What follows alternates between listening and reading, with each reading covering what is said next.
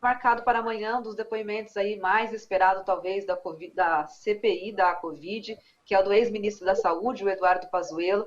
O ministro Ricardo Lewandowski, do STF, acabou aí concedendo para ele parcialmente o habeas corpus, dando a ele o direito de ficar em silêncio toda vez que ele achar que pode aí produzir provas contra si mesmo. Mas a gente lembra aqui que o Bolsonaro, ele já defendeu até tortura contra o depoente, que pediu direito de silêncio em uma CPI que atingiu o governo do FHC em 1999, e agora a gente vê aí aliados do seu governo aí pedindo esse mesmo direito, o direito de ficar em silêncio. Muita contradição, tudo isso, como é que você vê? Dois pesos, duas medidas, eu queria ver aqui a sua análise sobre isso, ouvir a sua análise sobre isso, Fernando. Bom, eu não sei se a tropa de choque do governo hoje estava fazendo concentração, hoje eles só deixaram dois ali, o senador Girão e o senador Marcos Rogério, de Rondônia, deixaram só dois na defesa do Ernesto Araújo, faltaram os outros dois, o Ciro Nogueira e o senador,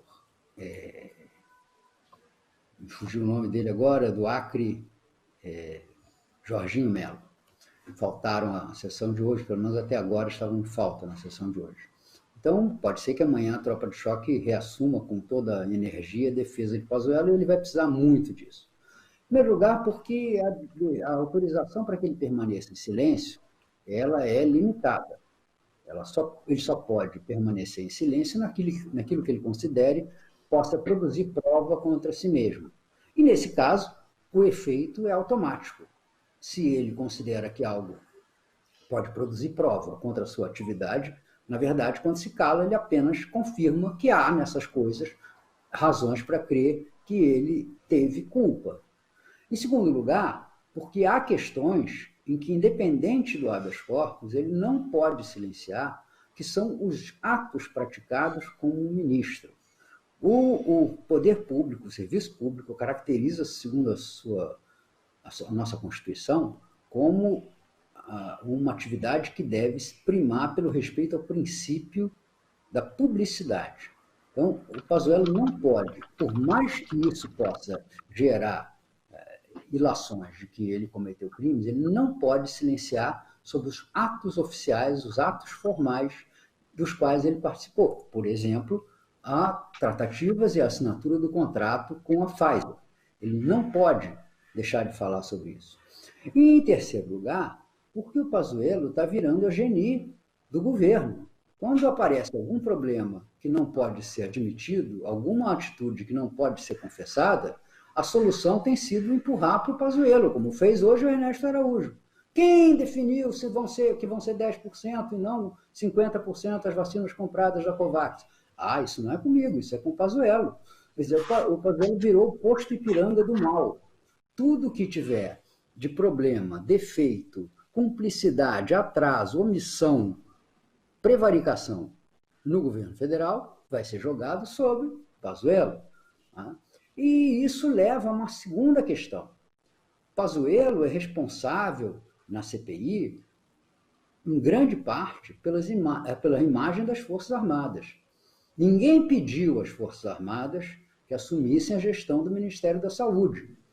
Bolsonaro designou Pazuello e não teria feito se tivesse havido, por parte dos generais, de pijama, mas generais, que se arrogam o comando ideológico e político das Forças Armadas, tivesse havido a concordância em que se nomeasse um general que nem é do estamento superior do generalato, ele é general de 3 estrelas, não de 4, ele é da intendência, que é uma arma auxiliar do Exército, não é, digamos assim, das armas de escola do Exército. Eles concordaram com isso, deixaram Pazuello assumir este rabo de foguete que foi assumir o Ministério da Saúde em pleno crescimento da pandemia. E o resultado foi de que o Pazuello recebeu o Ministério com 30 mil mortos e deixou o Ministério com 300 mil mortos.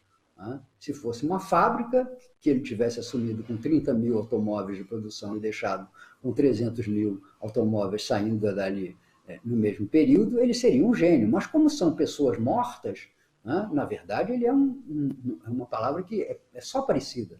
Ele é um genocida, praticamente. Não importa se ele tenha tido ou não a intenção de praticar ou promover esse genocídio, esse genocídio se desenrolou sob a sua responsabilidade. E mais, ao longo de todo esse período, ele, hora alguma, cumpriu o seu dever de alertar com a ênfase necessária o povo brasileiro. Ao contrário, ficou dizendo, será que vai haver demanda para vacina? Para que tanta angústia? Para que tanta ansiedade? Ora, senhor general, é claro que é preciso ter essa angústia e essa ansiedade quando os cidadãos, irmãos nossos, estão morrendo aos milhares por dia. Então, não há explicações, não há justificativas, nem funcionais, nem científicas e nem morais para a atitude desse general. E isso respinga, queira ou não, para todo o exército brasileiro e para todos os militares brasileiros. Né? Nós estamos vivendo uma situação em que o que acontece com o general Pazuello é mais grave em relação às Forças Armadas brasileiras do que em relação ao próprio governo Bolsonaro, porque a gente sabe que o governo Bolsonaro é portador, na figura do próprio presidente, destas ideias negacionistas, dessa falta de empatia, dessa falta até mesmo de piedade e humanidade para com o povo brasileiro. Isso nós sabemos, isso é sabido. Agora, aqui o Exército Brasileiro, que as Forças Armadas brasileiras estejam, né, por uma ânsia de poder, por uma ânsia de ditar os rumos da vida civil no Brasil, por uma ânsia até particular de assumir alguns carguinhos no governo e garantir com isso remunerações superiores, inclusive agora com essa liberação do teto duplo, que vai permitir que alguns generais cheguem a ganhar perto de R$70 mil por mês, acumulando a reforma que possuem no Exército aos cargos que detêm no governo. Isso é uma coisa moralmente injusta e inaceitável para as Forças Armadas brasileiras, que podem ser acusadas de todas as limitações. Mas não se tem notícia, pelo menos durante algumas décadas, né, desde que a ditadura militar dos anos 60, 70 minguou e se esvaziou. Não se tem ideia de que as Forças Armadas possam se aplicar a um genocídio em função de interesses particulares, interesses materiais, interesses de poder. Então, Pazuello tem essa característica. Ele não vale mais nada para o governo, ele não vale mais nada para o Exército, ele não vale mais nada para o país, exceto por uma coisa.